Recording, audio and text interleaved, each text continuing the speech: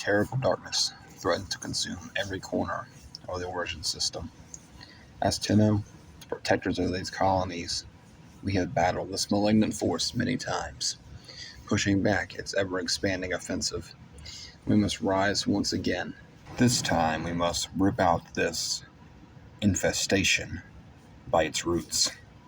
Welcome back to the channel, Tenno. I am your host, Vault Zero. I make daily Warframe content, and today we're going to be talking about the Infestation and the Infested, their origins, their effect on the Origin system, as well as answering the age-old question, can the Infested be truly defeated?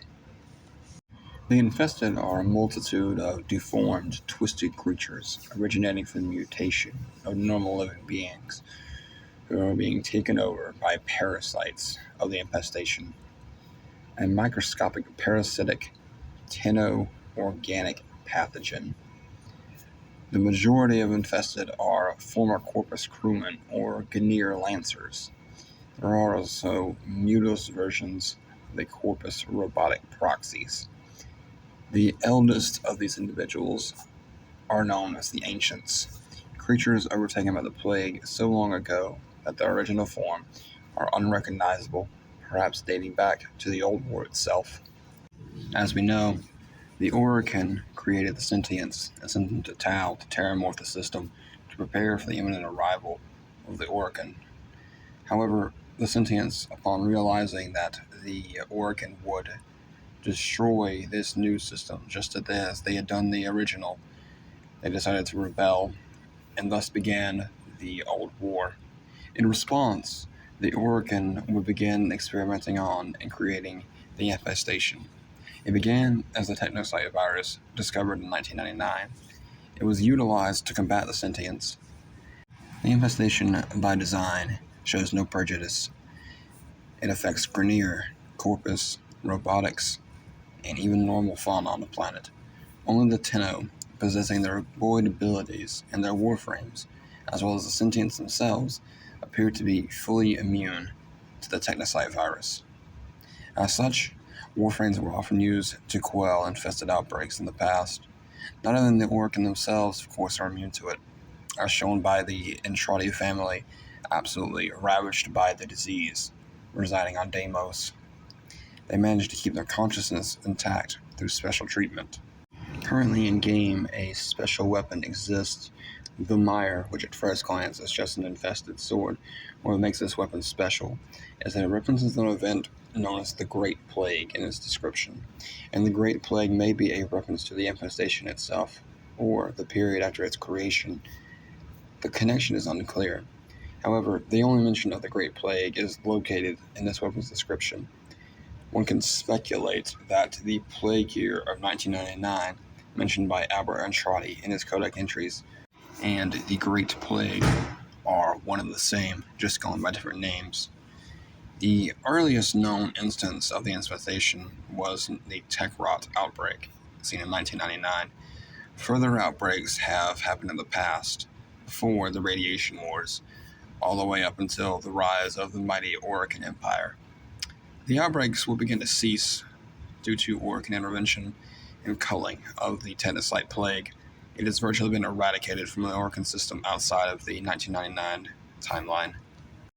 In terms of biology, according to Cephalon Cordon, infested tissue can be easily grown and thrives in any environment, and this is easy to manipulate for creation tools and weapons, as any non-organic material, once it has a host, can be infected. The first signs of infection, usually the appearance of a small, benign growth, obviously pink in nature, usually warts or tumors. Most of the infested, usually bosses, refer to themselves in a plural way, which implies the existence of an infested hive mind, which has not been fully encountered outside of the Zealots and Arlo. The influence of this elusive aspect can still be felt even after its defeat. This can be supported by encountering the infested with near impossibility of using a stealth frame of any kind successfully against an infested controlled area. If even one unit detects a warframe, Every single other infested in the area will become alerted and begin hunting them down, even from the entire across the ship, nest, or landscape. Due to the research of Orcan scientists, they have found that the infestation primarily infests or corrupts its victims through swarms of airborne nanospores. These vile spores are normally orange in nature. It's interesting to note that during gameplay, no enemy or ally can become infested. The only exception is during the defection missions, where it is possible to witness the only infested target in real time. Allowing a Grineer defector to die to the poisons in the air will eventually cause them to sprout large infested masses around them, which explodes in a horrifying display of gore. The transformation to these combat forms are seemingly quick, likely due to the defector's weakened state due to prolonged exposure to the nanospores, and possibly due to the Grineer's predisposition to being weakened due to the cloning process and the deterioration it has on their bodies. The infested eat anything from organic to inorganic materials, with the exception of this being the inability to digest crystals and having trouble digesting their ores as well. It is uncertain whether the infested can be cured once the infested infects a host. However, they can be treated with remedies. An example of this we see are the remedies practiced by the Andrade family, leaving them infected. However, they remain individual and retaining their sanity. A unique blue-colored variant of these nanospores can be found while aboard the Orcan Derelict. Really quick, if you guys are enjoying the video, if you could smash that like button for me. Also, I encourage you to check out our brand new channel memberships. We have really cool perks such as members only polls, members only videos monthly, as well as behind the scenes pictures and videos and updates and stuff of that nature. And we also have the custom badges and stickers you guys get to use. Memberships start at $2.99, but like I always say, if you guys are unable to financially support the channel at this time, that is completely fine, and your viewership is more than enough for me. The Infested's combat strategy is simple. They throw themselves at any potential host or threats in large numbers, seeking to drown them in a tide of mutated flesh. One unique behavior of the hive mind is the fear of the infested hybrids.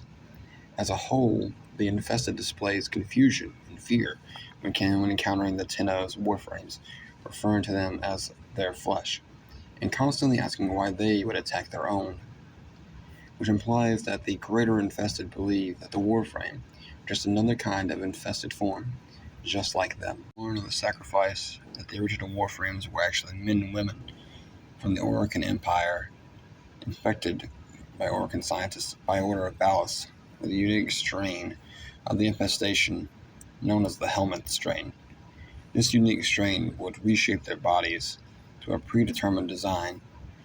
When the players bring the operator into the helmet room and the orbiter, the helmet will refer to the operator as a demon, likely due to their void body making it impossible to become infected. This will likely be considered a resentment of the infested. As the strains of the infestation are as follows. The standard strain, which is the basic strain of the infested and can be encountered virtually anywhere in the origin system, from the toxic surfaces of Earth to the dense derelicts in space.